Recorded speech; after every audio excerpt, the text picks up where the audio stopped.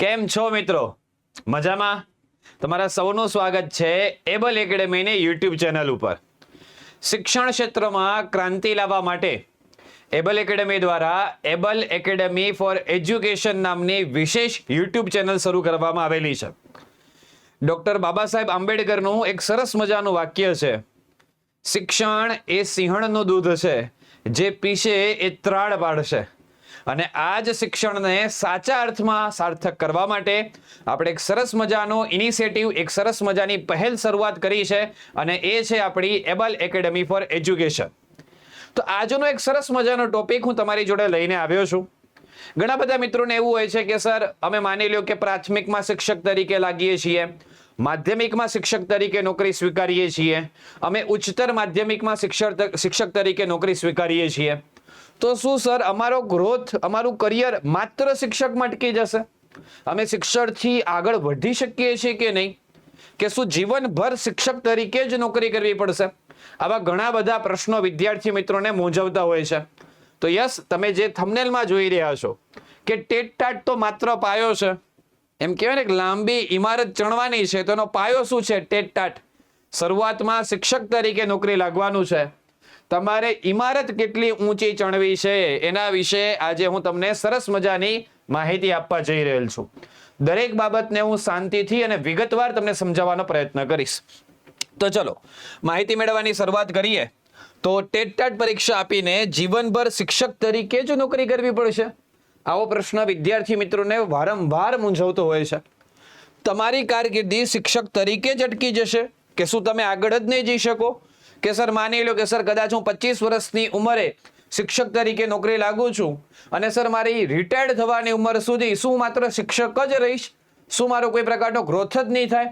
Sir મેં તો એવું સપનું જોયું હતું કે ભાઈ મારે અધિકારી બનવું છે, તો શું એ સપનું પૂરું નહીં થઈ શકે? અને જો મારે શિક્ષણની લાઈનમાં જ અધિકારી બનવું હોય તો સર શું એ શક્ય જ નથી?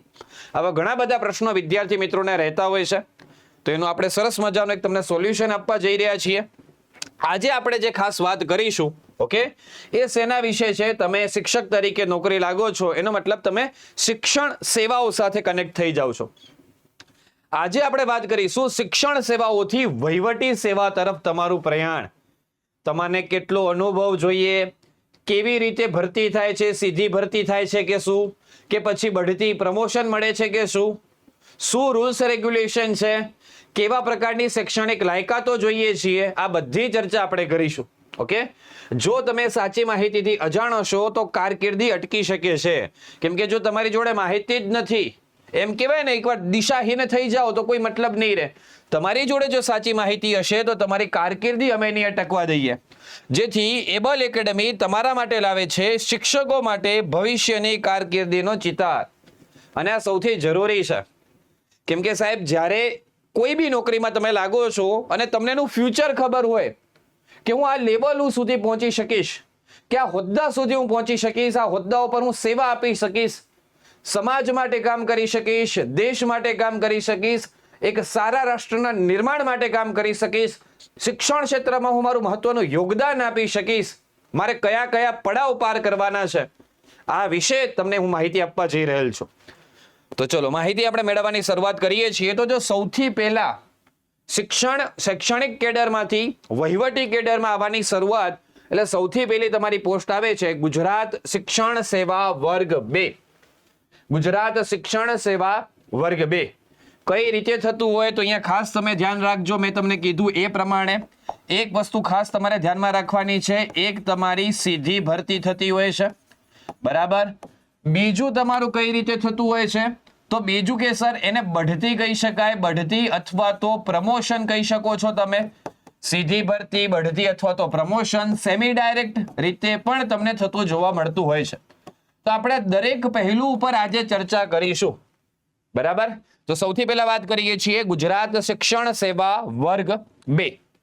તમે સૌ જાણો છો કે ફોર એક્ઝામ્પલ જીપીએસસી ભરતી લે છે, પરીક્ષાઓનું આયોજન કરે છે જીપીએસસી, અને જીપીએસસીની ક્લાસ 1-2 ની તમે પરીક્ષા આપો તો તમારી જોડે અલગ અલગ વિકલ્પો હોય છે કે તમારે ડેપ્યુટી કલેક્ટરની પસંદગી કરવી છે, ડીવાયએસપીની પસંદગી કરવી છે, મામલતદાર, ટીડીઓ, સેક્શન ઓફિસર બનવું છે, આવી તમારી જોડે પસંદગી રહેલી હોય છે.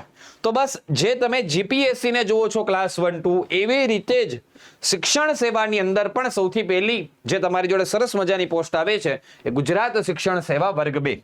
તો ચલો એની સરસ મજાની આપણે ચર્ચા કરીએ છીએ. ગુજરાત શિક્ષણ સેવા વર્ગ 2 માં બઢતી પ્રમોશન માટેની જોગવાઈ. સૌથી પહેલા શેની ચર્ચા કરીએ છીએ? બઢતી કે પ્રમોશન માટેની જોગવાઈ.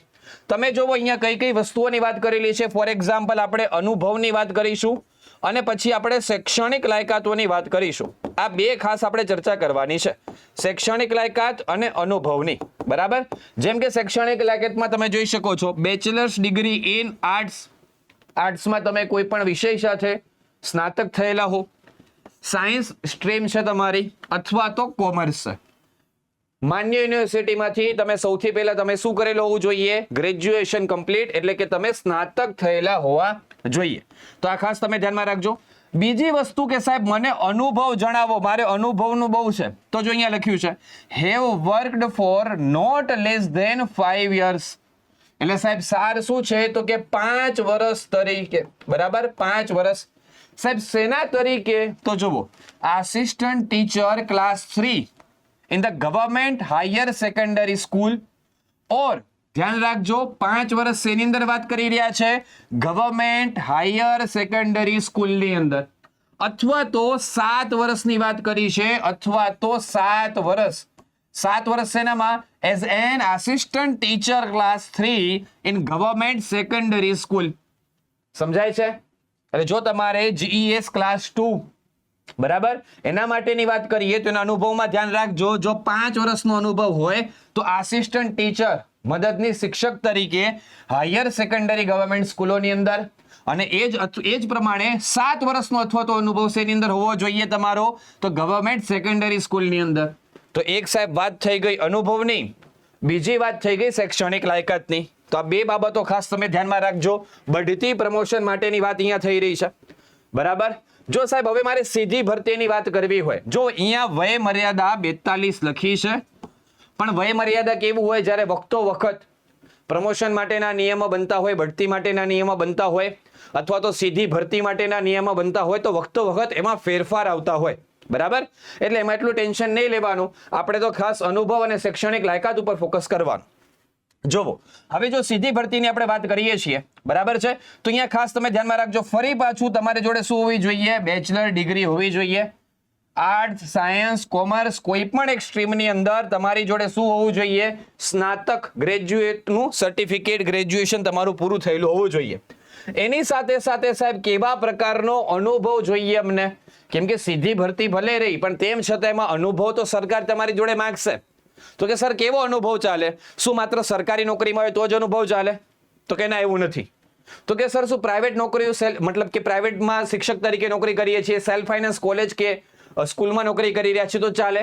તો આ બધી મૂંઝવણો તમને સમજાઈ રહ્યો છું. માની લો કે તમે એમ કહો કે સર શિક્ષક તરીકે નથી, પણ શિક્ષણ વિભાગની અંદર વહીવટી સ્ટાફની અંદર અનુભવ ખરો છે અમારો, તો ચાલે કે નહીં? બસ આ જ ચર્ચા કરી આપણે. જોવો તમે, have at least 5 years combined or separate experience.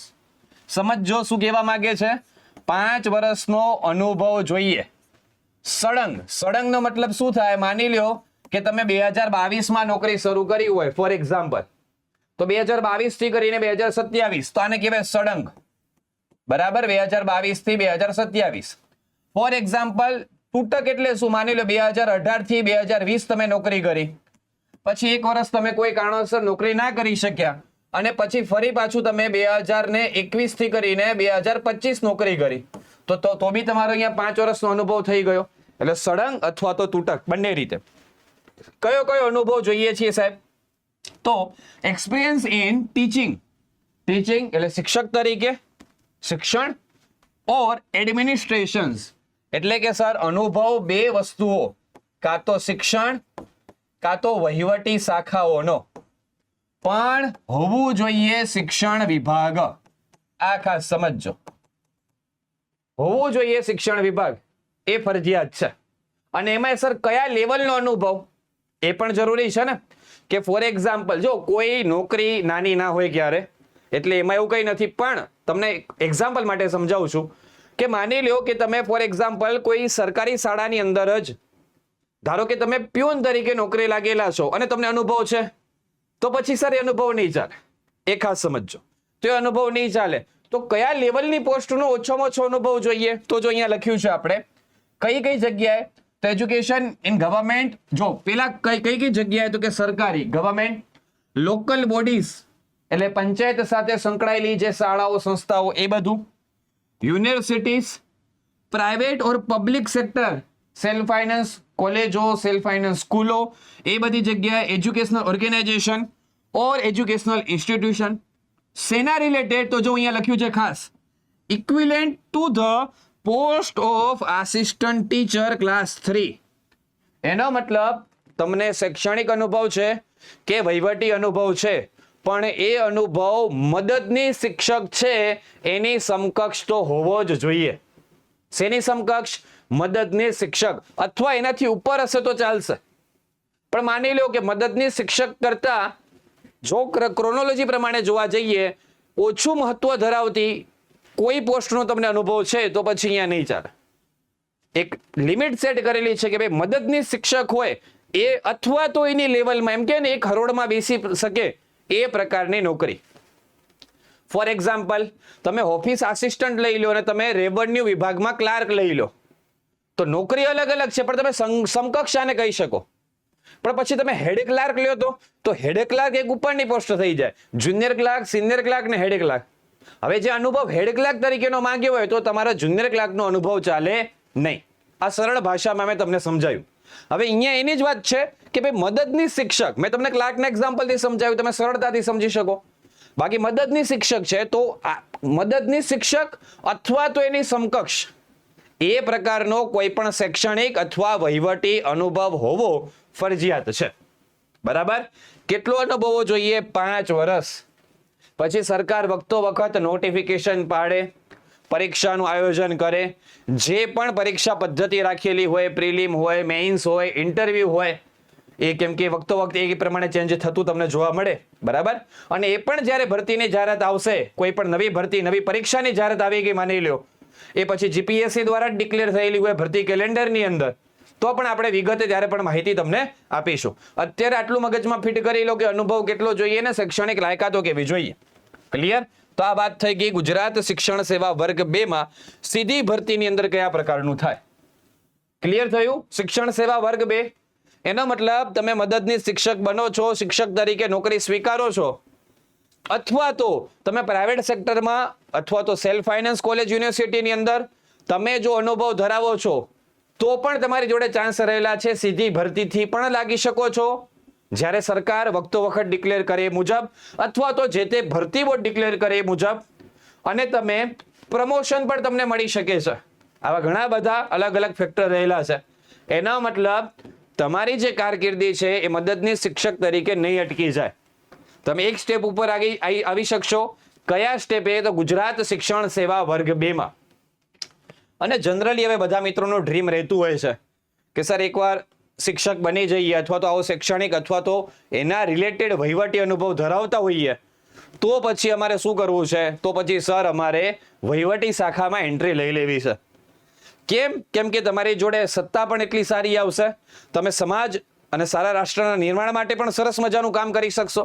શિક્ષક તરીકે પણ તમે કરી શકો છો, પણ અહીંયા તમારી જોડે સત્તાઓ વધારે આવી જાય છે કેમ કે તમે એ લેવલના હોદ્દા ઉપર પહોંચી ચૂક્યા છો કે તમે ઘણા બધા નિર્ણયો પણ લઈ શકો છો.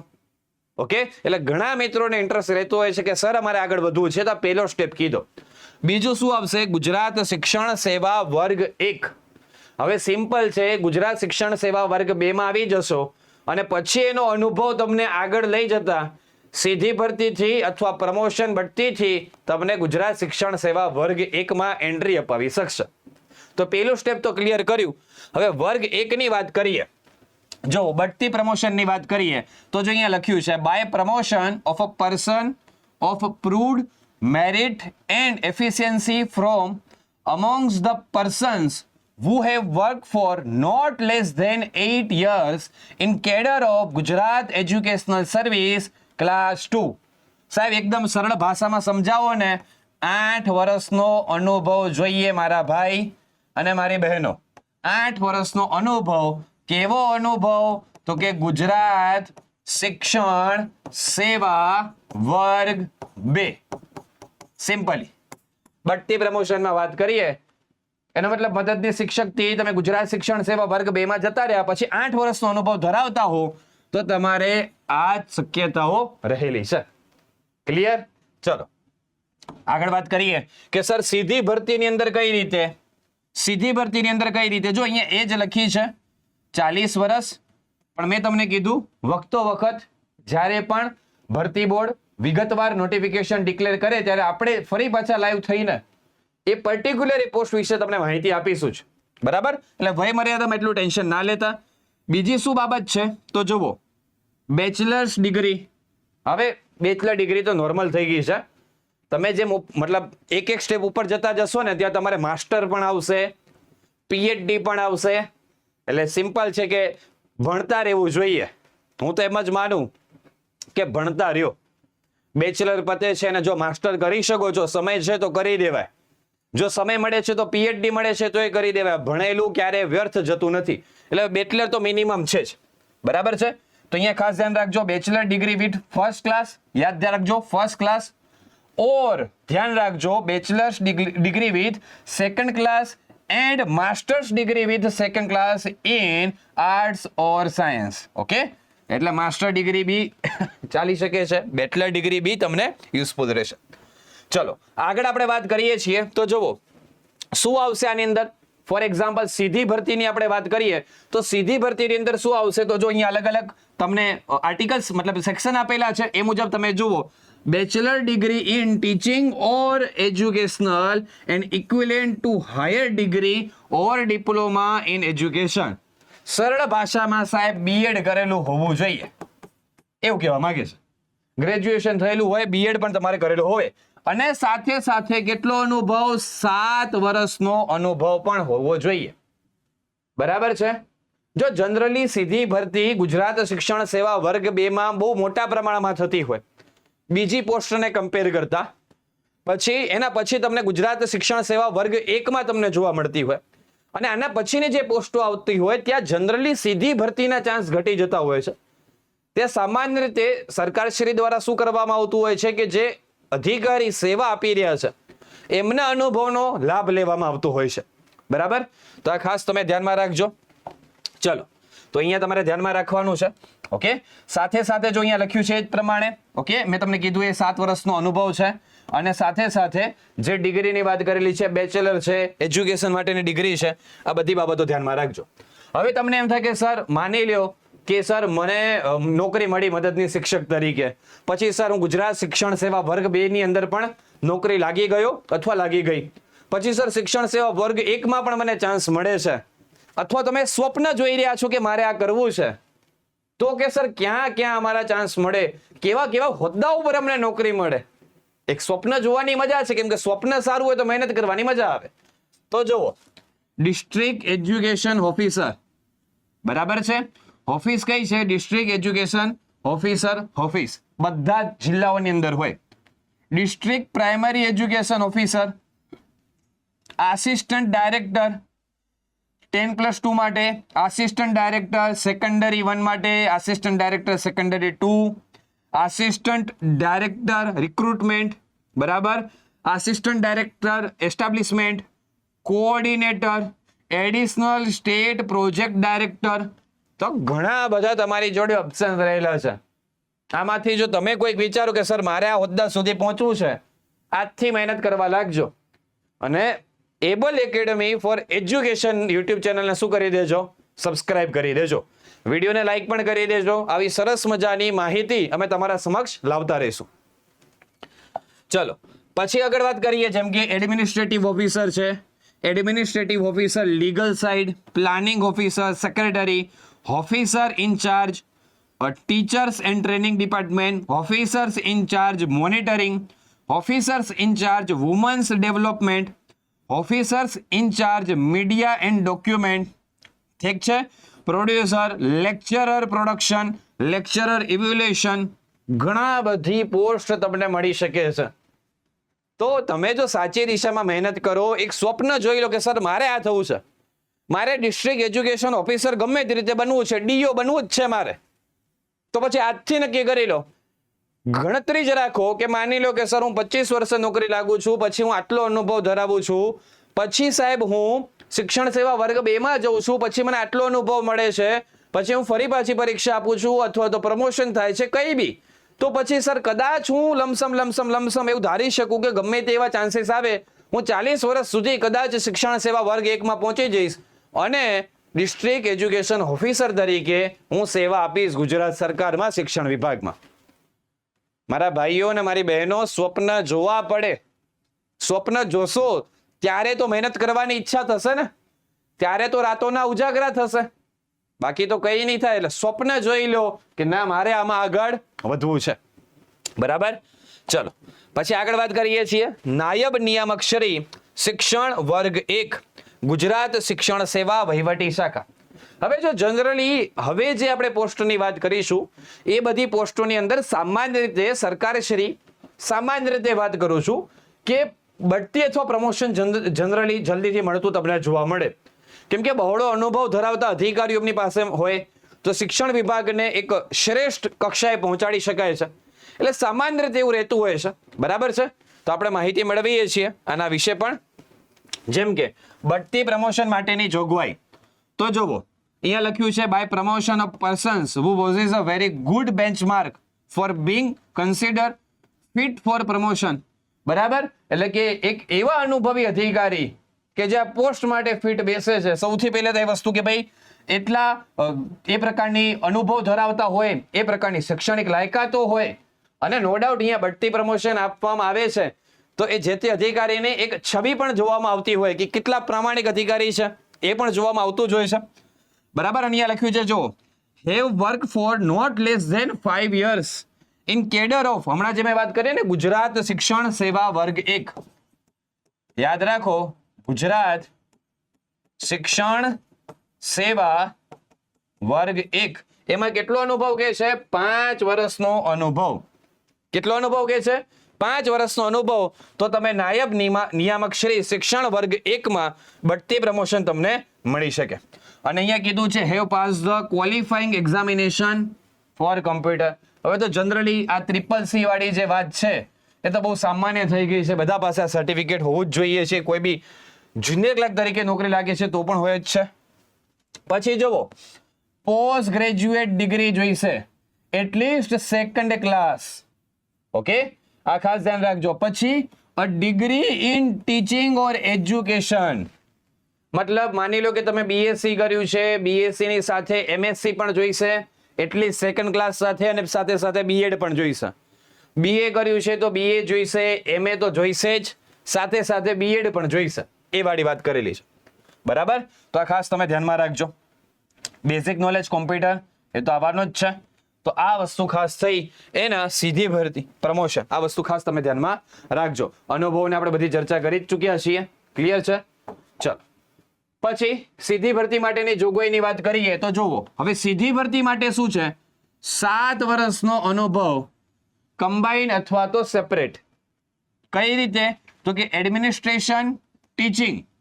હવે કઈ કઈ વસ્તુની અંદર out of which at least 4 years experience of administrations in government, એમાંથી 4 વર્ષનો અનુભવ પાછો એડમિનિસ્ટ્રેશન ડિપાર્ટમેન્ટમાં પણ જોઈએ, ગવર્મેન્ટમાં જોઈએ, લોકલ બોડીઝમાં જોઈએ, ગવર્મેન્ટ અંડરટેકિંગમાં જોઈએ, board, corporations, limited company established under the companies act 2013.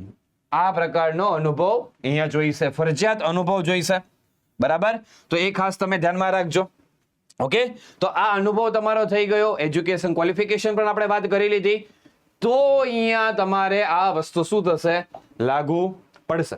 બરાબર છે, તો જો અનુભવની તો આપણે વાત કરી જ છે. ક્લિયર? તો આ ખાસ તમે ધ્યાનમાં રાખજો. આ અનુભવ, આ પ્રકારનો અનુભવ હોય તો જ તમે આના માટે લાયક ગણાશો. હવે તમને એમ થાય કે સર નાયબ નિયામક શ્રી શિક્ષણ સેવા વર્ગ 1 માં અમે કયા કયા હોદ્દાઓ પર સર્વિસ આપી શકીએ?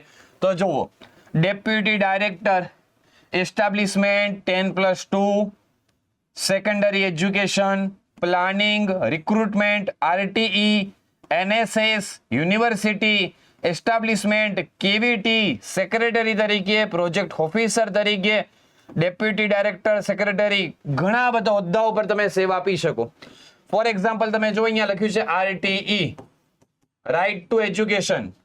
તમને એમ થાય કે સર મારે છે ને જીવનમાં એવું સ્વપ્ન છે કે જેને વાસ્તવમાં એવી જરૂરિયાત છે કે જે તે શાળામાં એડમિશન મળે અને આર્થિક સ્થિતિ પણ એવી છે કે એને જ એડમિશન મળવું જોઈએ.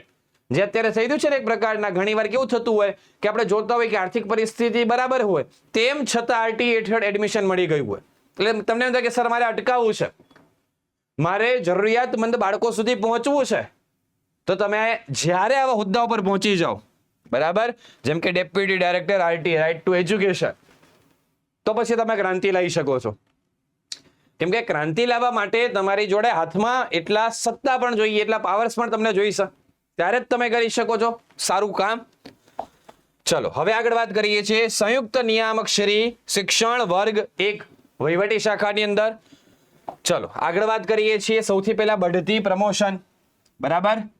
તો તમે જો અહીંયા લખ્યું છે પ્રમાણે 5 વર્ષનો એક્સપિરિયન્સ જોઈએ. જો પોસ્ટ ઉપર જતી જાય ને એમ જૂની પોસ્ટ સાથે સંકળાયેલો અનુભવ જોઈતો હોય, જેમ કે deputy director of education class 1 એના તરીકેનો અનુભવ અહીંયા જોઈશે. CCC સર્ટિફિકેટ એની વાત તો બરાબર જ છે, તો અનુભવ તમારો થઈ ગયો, બરાબર. પછી તમે જો અહીંયા લખ્યું છે MPhil ડિગ્રી થઈ ગયું, બેચલર તમારું થઈ ગયું, અહીંયા પછી તમારી એજ્યુકેશનલ માટેની ડિગ્રી થઈ ગઈ. તો આ બધી પ્રકારનું તમારું શું થઈ ગયું, કયા કયા પ્રકારની શૈક્ષણિક લાયકાતો, બેચલર આવી ગયું, માસ્ટર આવી ગયું, તમારું BEd આવી ગયું, MPhil આવી ગયું. ક્લિયર છે? તો આ બધી બાબતો આવશે. પણ હવે આ MPhil વાળી બાતમાં એમ છે કે સરકાર શ્રી વખતો વખત જે ઠરાવ રજૂ કરશે એ મુજબ અહીંયા થોડા ફેરફાર તમને જોવા મળશે, તો અહીંયા ખાસ તમે ધ્યાનમાં રાખજો. ઓકે.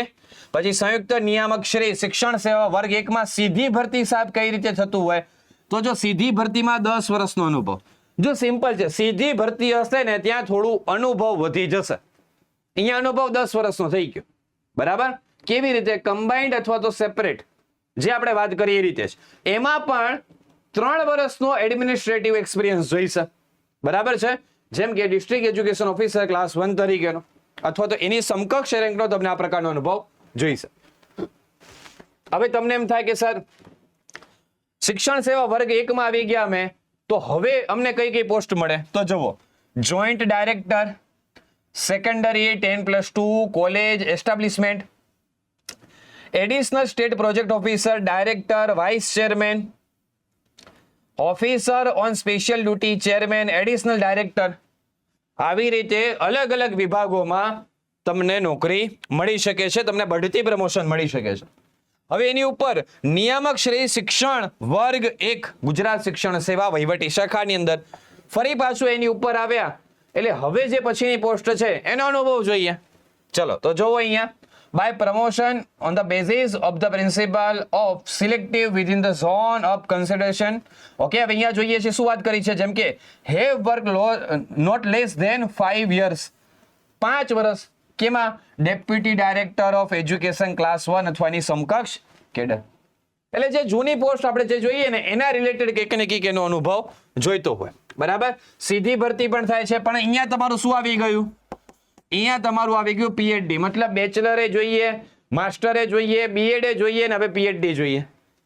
કેમ કે આ તો એમ કહી શકાય સર્વોપરી નોકરી આવી ગઈ શિક્ષણ સેવામાં વહીવટી શાખાની અંદર સ્પેશિયલી, બરાબર. તો પછી સિમ્પલ છે, PhD સુધી અહીંયા પહોંચી ગયા, બરાબર. અને અનુભવ જોઈએ તમારો હોય, અનુભવ તો માંગવાના જ છે, બરાબર. જેમ કે અહીંયા લખ્યું છે અબાઉટ 7 years એક્સપિરિયન્સ, તો અનુભવ તો રહેવાનો જ છે, તો દરેકમાં અનુભવ પર તમે ધ્યાન રાખતા જજો. કયા કયા હોદ્દાઓ પર નોકરી મળે, director of primary education, okay, director of literacy and continuing education, director of examination. હવે સર અમને એક સરળ ભાષામાં સમજાવી દો કે કેવી કેવી પોસ્ટો છે. તો જો અહીંયા શરૂઆત થાય છે, આ થોડું કટ થાય છે, પણ ગુજરાત શિક્ષણ સેવા વર્ગ 2, એની ઉપર ગુજરાત શિક્ષણ સેવા વર્ગ 1, એની ઉપર નાયબ નિયામક, એની ઉપર સંયુક્ત નિયામક અને એની ઉપર નિયામક. એટલે જો તમે મદદની શિક્ષક તરીકે તમારા કરિયરની શરૂઆત કરો છો તો તમારો કરિયરનો ગ્રાફ કંઈક આ રીતે રહેલો છે. હું એમ કહું છું કે શિક્ષક તરીકે લાગી જાઓ, અનુભવ ધરાવતા જાઓ, આ ગ્રાફમાં આગળ ને આગળ આગળ ને આગળ વધતા જાઓ. વહીવટી શાખાની અંદર. તો બસ આજે અમે તમને સરસ મજાની માહિતી આપી, બરાબર. અને જો એક સરસ મજાનો સ્લોગન પણ છે, નિશાન ચૂક માફ, નહીં માફ નીચું નિશાન. બરાબર. અમે તમને નિયામક સુધી લઈ ગયા. તમને એમ થાય કે સર હજી તો નોકરી નથી મળી, તમે નિયામક સુધીના ડ્રીમ બતાડી દીધા. સ્વપ્ન તો મોટા જ જોવા પડે, બરાબર. સ્વપ્ન તો મોટા જ જોવા મળે. મોટા જ્યારે સ્વપ્ન જોશો ત્યારે તમારા મહેનત કરવાની ઈચ્છા થશે. ખલીલ ધનતેજવી સાહેબની એક સરસ મજાની લાઈન છે કે અમે અમારી રીત પ્રમાણે રાતોને અજવાળી છે, તમે ઘરે દીવો સળગાવ્યો અને અમે જાતને બાળી છે. એટલે આવા રાતોના ઉજાગરા કરવા પડે, મહેનત કરવી પડે, સખત મહેનત કરવી પડે. ઓકે, ત્યાગ કરવો પડે. જેમાં મજા આવી રહી હોય, મૂવી જોવાની મજા આવે છે, ત્યાગ કરવો પડે. હરવા ફરવાની મજા આવે છે, ત્યાગ કરવો પડે. અને સ્વીકારવું પડે કે જેની અંદર તમે કંટાળી રહ્યા છો. લાઇબ્રેરીમાં 10 કલાક બેસવામાં કંટાળા આવે છે તો બેસવું પડે, મહેનત કરવી પડે. ઓકે, તો બસ આની સાથે આ લેક્ચરની આપણે પૂર્ણાહુતિ કરીએ છીએ. તમને એક સરસ મજાની માહિતી આપવાનો આપણે પ્રયત્ન કરેલ છે. જો તમને ગમે તો આ વિડીયોને તમારા મિત્રો સુધી શેર કરજો, કમેન્ટ બોક્સમાં કમેન્ટ પણ કરજો. અને એબલ એકેડમી એજ્યુકેશનની જે સ્પેશિયલ યુટ્યુબ ચેનલ છે, શિક્ષણમાં જે આપણને ક્રાંતિ લાવી છે, એ માટે આપણી યુટ્યુબ ચેનલને સબસ્ક્રાઇબ પણ કરતા જજો. જય હિન્દ, જય ભારત.